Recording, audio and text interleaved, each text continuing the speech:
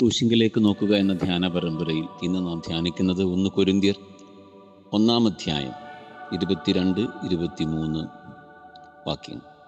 യഹൂദന്മാർ അടയാളം ചോദിക്കുകയും യവനന്മാർ ജ്ഞാനം അന്വേഷിക്കുകയും ചെയ്യുന്നു. ഞങ്ങളോ ക്രൂശിക്കപ്പെട്ട ക്രിസ്തുവിനെ പ്രസംഗിക്കുന്നു.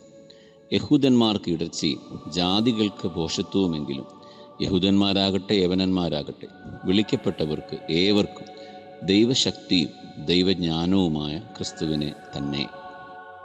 ജൂയിഷ് ട്രഡീഷനിൽ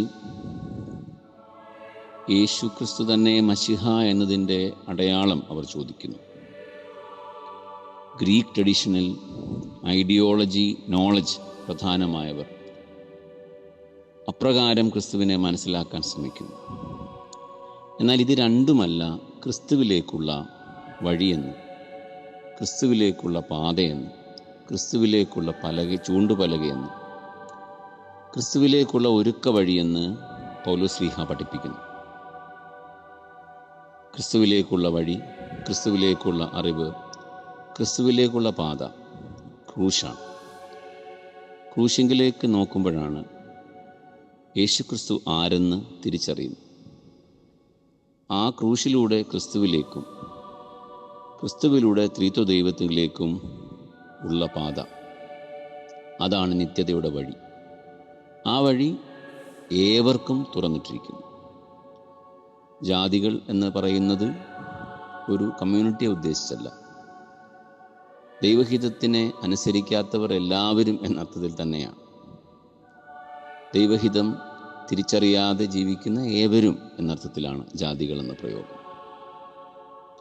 യഹൂദന്മാർക്ക് ഇത് മനസ്സിലാക്കാൻ ബുദ്ധിമുട്ടും, ദൈവഹിതം തിരിച്ചറിയാത്തവർ എന്നർത്ഥത്തിലുള്ള ജാതികൾക്ക് ഇത് ഭോഷത്വവും, യവനന്മാർക്ക് ഇത് ജ്ഞാനത്തിന് കുറവും എന്നൊക്കെ തോന്നുമെങ്കിലും യേശു ക്രിസ്തു തന്നെ ദൈവത്തിൻ്റെ ശക്തിയും ദൈവത്തിൻ്റെ ജ്ഞാനവുമാകും.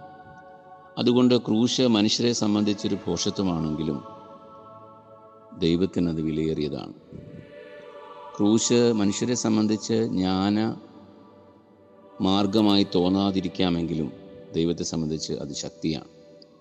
അതുകൊണ്ട് ക്രൂശിങ്കിലേക്ക് നോക്കുമ്പോൾ ലോകത്തിലെ രീതികളിൽ നിന്ന് മാറി ദൈവമൊരുക്കുന്ന വഴി, ദൈവമൊരുക്കുന്ന പാത, ദൈവമൊരുക്കുന്ന പ്രത്യേക ശൈലി, അതാണ് കാണുന്നത്.